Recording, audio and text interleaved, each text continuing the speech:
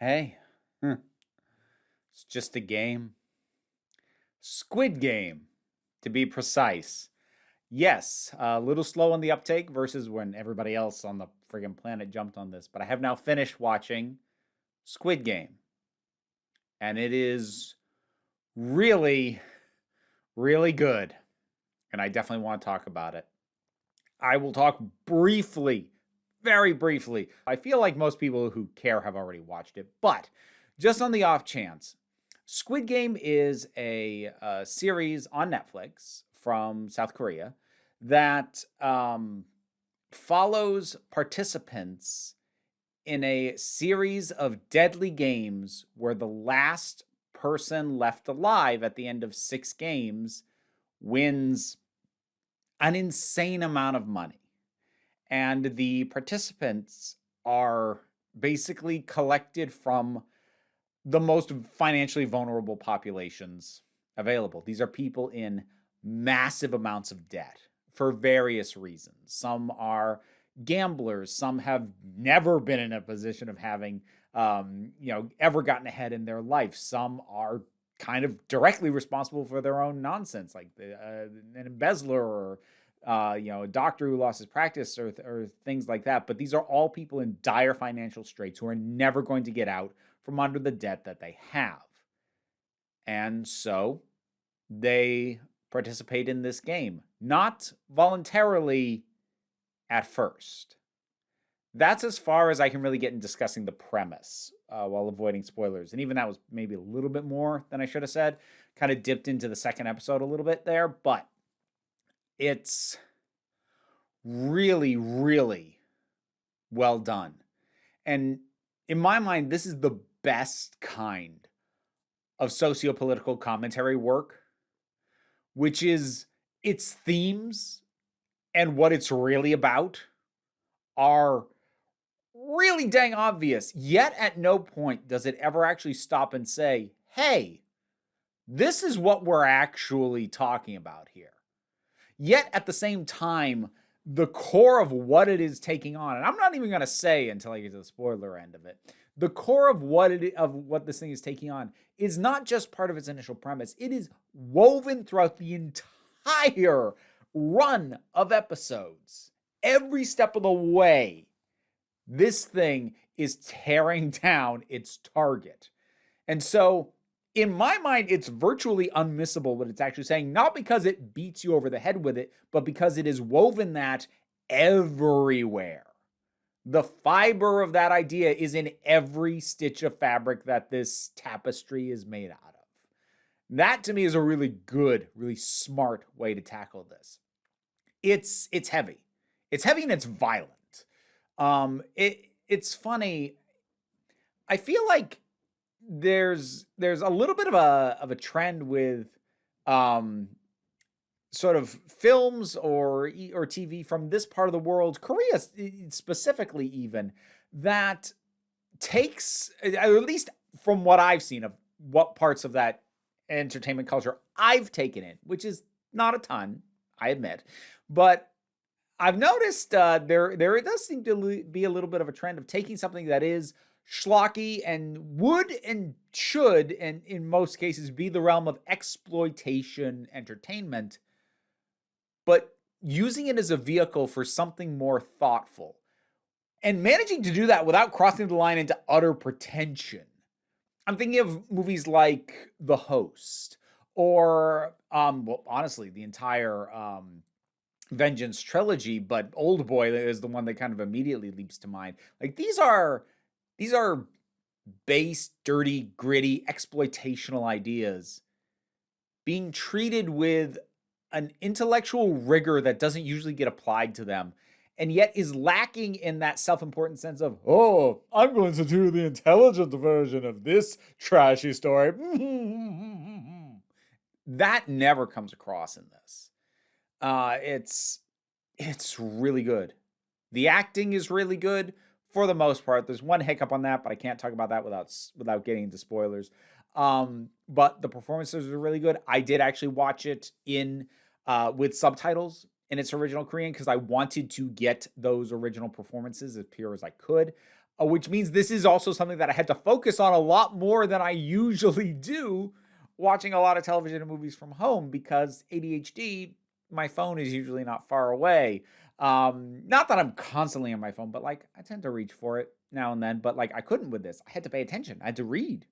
And that can actually be a hurdle for me sometimes. And it can make something harder for me to actually put in the energy to watch. But no, I'm glad that this made me engage with it that much. So I need to start getting into specifics and start getting into spoilers. So we're moving beyond the spoiler-free realm, and I'm not with any particular structure, as is usually the case on this channel. I am just going to talk freely and openly about all of it, including stuff that comes about at the very end. But let's circle back first to what I said about the theme and the target that every aspect of this is tackling. Because if you got through all 9 episodes and didn't clock that the real villain is capitalism, then I honestly don't know what to say to you. I don't know how anyone could miss that. Not to say that anyone is missing that. Like, I mean, to be fair, like any good story that has deep themes, it still works without needing to know the thematics as a narrative. But holy crap. Like, okay, let's start with the basic. The basic premise. These people who are gathered up and agree to this thing, not knowing what it is, but because they're desperate, because they are victims of the capitalist system. And you know what? You can talk all you want about, oh, they did it to themselves. And in some specific instances, that's even true of some of these characters. But you know what? That's 456 people. You're telling me every single one of those 456 people are there because of their own fault, and nobody's there because of bad luck or because a predatory system took advantage of them. Really? Yeah, no, don't think so. So there's that initial premise of who this pool of players even is in the first place. But then honestly, the depth of how smartly this is tackling it, that hit me in the second episode. Because I was stunned that I was thrown off initially and like, oh, so there's 6 games, but there's 9 episodes. That's a little odd. You'd think the structure would be a game per episode. Then we get the second episode that is all about everybody quit. Well, not everybody, but one of the caveats of the game is if a majority of players want to quit, the game is immediately terminated. So after the first game, where a lot of people get killed, then somebody invokes like, hey, let's take a vote. I want out. And by the skin of their teeth, they vote to end the games. But they're told, if you want to rejoin, give us a call. And most of them rejoin. Because we get to see that they go home. And now even knowing that this is a deadly game, that this could very likely get them killed, to go back to the lives that they're stuck in, that they're trapped in, and to look around and go, no, even knowing that I need to get out of here.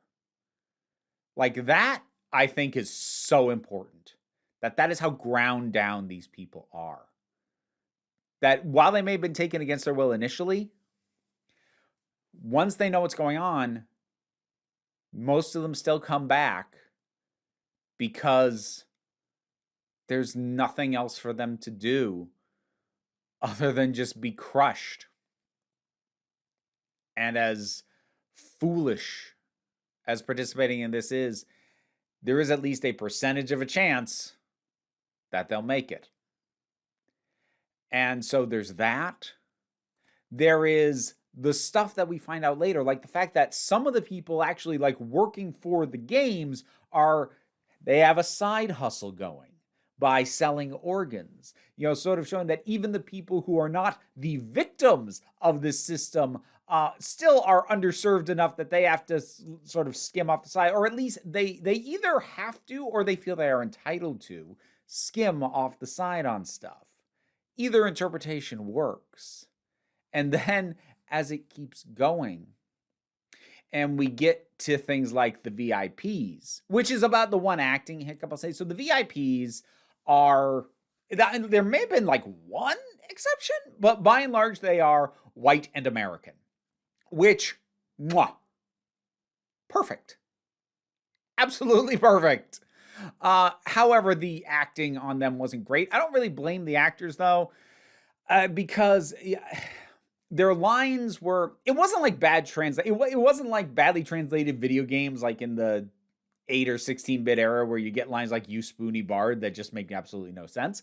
It was more an issue of the lines they had were functional and made sense, but were very flat and very unlike natural speech. It's the kind of writing you get from someone who grammatically understands English enough that they can write things in it, but isn't fluent enough in conversational English to make it sound natural. And so I kind of wish that after we had heard them talk enough to establish that the majority, if not all of them, are Americans, that they just had talked as little as possible. Because pretty much anytime those guys started talking, and it wasn't a lot, it didn't wreck anything, but every time those guys started talking, I was like, oh, please stop. Because it broke the illusion a little bit just because of how off to me as an American and native English speaker it seemed. And again, not like bad translation, just like that's really wooden, that's really stilted, that's really on the nose way of talking. And I don't blame the actors. I'm sure they did the best they could with what the lines were. But so again, there's that. Who are the people at the absolute top of this pyramid? White men, mostly Americans. I mean, I think it's a very smart thing that there were no women in that VIP room. Yep. And so there's that. And then there's things like the reveal of the front man being the brother of the cop. I'm not going to get any of these characters' names because I would butcher them. So I'm going to describe characters as I bring them up. So just, it's for the best. So he came to, the cop came to this whole thing looking for his brother, who he realizes participated in the games a few years ago, but then vanished. And we find out that his brother is the front man, the guy who is running operations. Not necessarily top person in charge, but person in charge on the ground there. And part of me initially was, well, first of all, I wasn't surprised by that reveal. It was actually the only logical option because when he takes his mask off, I'm like, whose face could it feasibly, believably be that would mean anything to either this cop character or to us? And he was really the only option.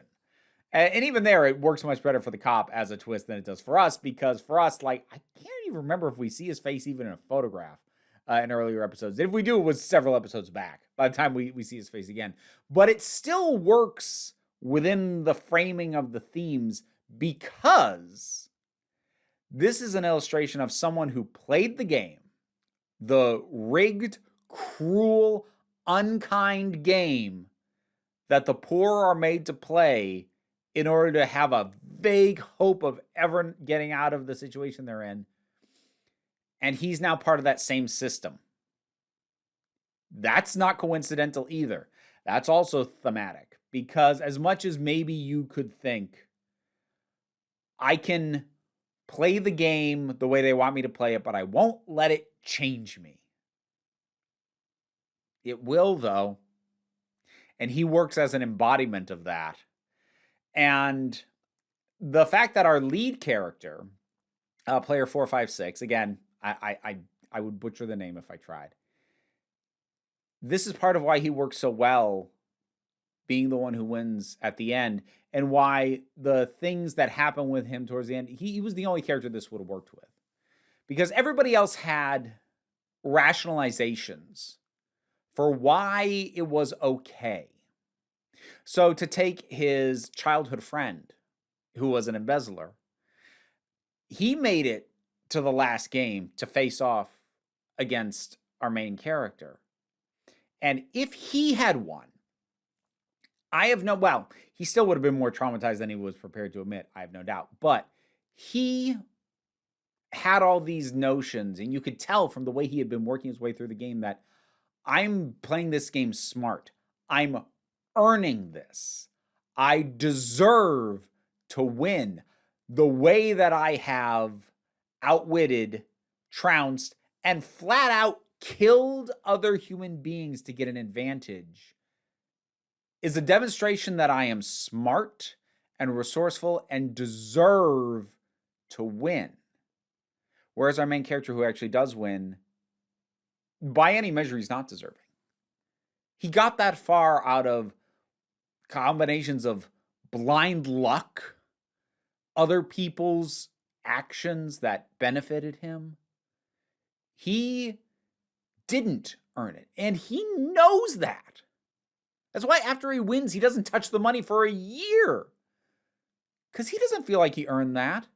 He's about the one person that the system did not change, which is also why the very, very ending does work, which is that this guy, he won by fluke. He should not have won by any measure of how this game should be played, but he did. And by this cosmic happenstance that he seems very well aware of, it makes sense that he would be the one person to not just take the money and try and be happy with it. I went through this system. I came out on top at the other end of this system. But it's wrong. It's still wrong, and I am going to do what I can to put a stop to it, because even if I won, this never should have happened. I buy that 100% for him. That said, I don't want a second season. I know there's word of one.